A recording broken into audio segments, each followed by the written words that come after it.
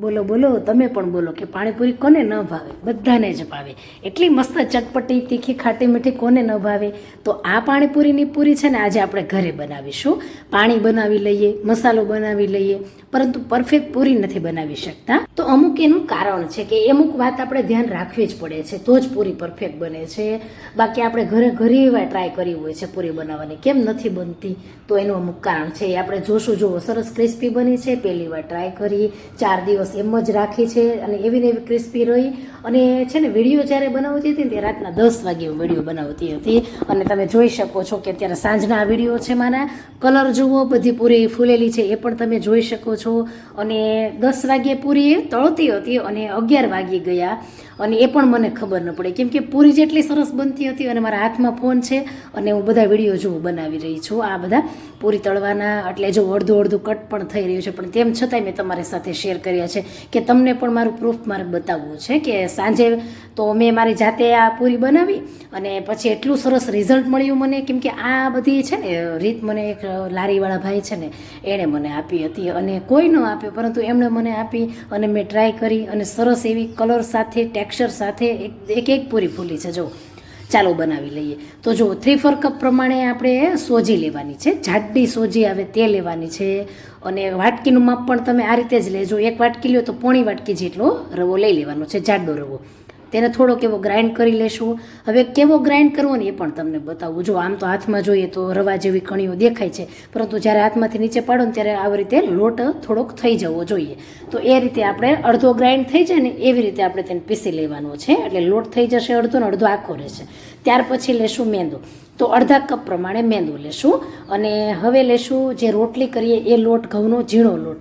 તો એ મેં અહીં 1/3 કપ લીધો છે, એટલે કે અડધાથી થોડો ઓછો રહે એવી રીતે.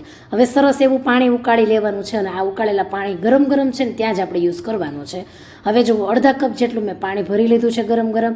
થોડું ઉમેરતા જઈએ. થોડું ગરમ છે એટલે ચમચા કે ચમચીની મદદથી તેને મિક્સ કરીએ. પછી ફરીથી થોડું પાણી ઉમેરીએ અને મિક્સ કરતા જઈએ. આવી રીતે ધીમે ધીમે પાણી એટલે ઉમેરવાનું છે કે લોટ આપણે કઠણ બાંધવાનો છે. જો લોટ કઠણ બંધાશે ને તો જ આપણને પૂરીનું રિઝલ્ટ છે એ પરફેક્ટ મળશે. તો હવે જુઓ, થોડુંક હળવા હાથે મિક્સ કરતા જઈએ અને લોટને બાંધતા જઈએ. ધ્યાન રાખજો પાણીનું તો ખાસ, કે વધારે ન થઈ જાય. અને કઠણ લોટ આપણે આ રીતે દબાવીને બાંધતો જવાનો છે. અને આ રીતે આપણે સરસ એવો લોટ બાંધીને તૈયાર કરી લેવાનો છે. તો થોડુંક એવું પાણી ફરીથી આપણે ઉપર આ રીતે 2 વાર છાંટી લઈએ અને હવે બધો લોટને ભેગો કરીને સરસ એવો ગોળ બનાવી લઈએ. જુઓ કેવો લોટ બાંધ્યો છે એ પણ હું તમને બતાવું. જો આ રીતે આ ગોળ બોલ થઈ ગયો છે, તેને સેજ દબાવીએ તો આ રીતે થોડો કઠણ રહેવો જોઈએ. એટલે એટલો બધો કઠણ નહીં, પરંતુ થોડો કઠણ રહેવો તો જોઈએ જ. અને થોડો સોફ્ટ પણ છે, જેથી જે સોજી છે એ સારી એવી પલળી જાય અને પોતાની જાતે જ કઠણ બની જાય. તો આ રીતે લોટ બાંધવાનો છે. હવે લોટને આપણે ઢાંકી દેવાનો છે. આમનામ નથી મૂકવાનો, ભીના કપડાથી પણ નથી ઢાંકવાનો. આ રીતે વાસણ એકદમ કવર થઈ જાય ને એવી રીતે આપણે ઢાંકવાનો છે 1 કલાક માટે. 1 કલાક તેને કમ્પલસરી રેસ્ટ આપવો પડશે. 1 કલાક થઈ જતા જુઓ, લોટ પોતાને જાતે જ કઠણ થઈ જાય છે.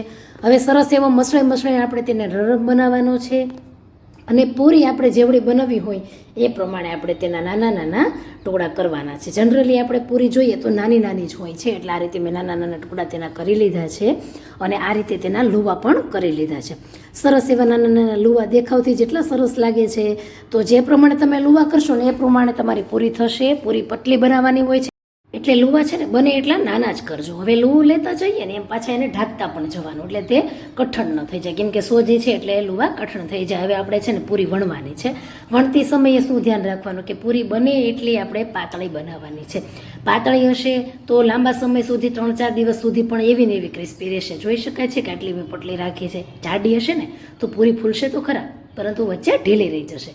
જો ભીનું કપડું નીચે પાથર્યું છે તેની ઉપર આપણે આ રીતે પૂરી મૂકતા જવાનું છે. જે વણો એ આ રીતે પૂરી મૂકતા જવાનું. ઉપરથી સૂકું કપડું છે એને ઢાંકતું જવાનું, એટલે પૂરી સુકાય નહીં. તો આ એક મહત્વની ટિપ્સ છે. જો સુકાઈ જશે ને તો પણ પૂરી પાપડી જેવી પટલી બની જશે. તો જો ઉપરનો જે ભાગ છે એને જ આપણે ઉપર આવવા દેવાનો છે. એવી રીતે તેલમાં પૂરીને ઉમેરવાની છે. જેમ જેમ પૂરી ઉમેરો એમ જોજો કેટલી સરસ ફૂલતી જાય છે અને દળિયા જેવી બનતી જાય છે. અમુક પૂરી એની જાતે જ ફૂલી જાય ને અમુક પૂરી કેવી હોય છે કે તેને સેજ પ્રેસ કરશો એટલે પોતાની જાતે જ તે ફૂલી જતી હોય છે. તો જ્યારે તમે પૂરી ઉમેરો ને ત્યારે તેલનું તાપમાન એકદમ સરસ ગરમ રાખવાનું, પછી મીડિયમ કરી દેવાની, બંને બાજુ પલટાવતા જવાના પૂરીને, અને છે ને ગોલ્ડન બ્રાઉન કલર તેમાં આવવા દેવાનો છે. પહેલાં ગેસની ફ્લેમ એકદમ ફાસ્ટ, તેલને ગરમ કરી લો, પછી આપણે મીડિયમ ગેસ કરવાનો, પછી પૂરીને બંને બાજુ ગોલ્ડન કલર આપવાનો છે. આવી રીતે કરશો ને એટલે 4 થી 5 દિવસ શું, 1 વીક સુધી પણ એવી ને એવી પૂરી ક્રિસ્પી રહે છે. ટેક્સચર જુઓ, કલર જુઓ, તેની ફૂલાઈ જુઓ, આમ કેટલી સરસ ફૂલી છે. અને કંઈ પણ કોમેન્ટમાં તમે મને કહેશો, હું તમારી સાથે આન્સર શેર કરીશ. હું અહીં જ છું અને તમે મને પૂછજો અને ટ્રાય કરજો. જો પાપડી જેવી પૂરી તમે ક્યારે બને કે એની પર પૂરું પ્રેસ ન થાય, તેલનું તાપમાન ડાઉન હોય અથવા તો છેલ્લે તળાતી હોય એટલે પૂરી અમુક પાપડી જેવી થાય છે. તમે રેડીમેડ લઈ આવો એમાં પણ અમુક પાપડી જેવી પૂરી તમને દેખાતી હશે. તો બહુ જ મસ્ત એવી કલર ટેક્સચરમાં કંઈ ન ઘટે અને 7 દિવસ સુધી પણ એવી ને એવી ક્રિસ્પી રહે. મારું પોતાનું અનુભવ તમારી સાથે મેં શેર કર્યો છે, જેથી તમે પણ ટ્રાય કરજો.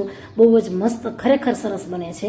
તો પૂરીની રેસીપી તો ફ્રેન્ડ્સ આપણે શીખી ગયા છીએ. તો મસાલા અને પાણીની રેસીપી પણ હું તમારી સાથે નેક્સ્ટ વિડીયોમાં શેર કરીશ. બહુ જ મસ્ત છે, કંઈ ન ઘટે. તો ટ્રાય કરો, શેર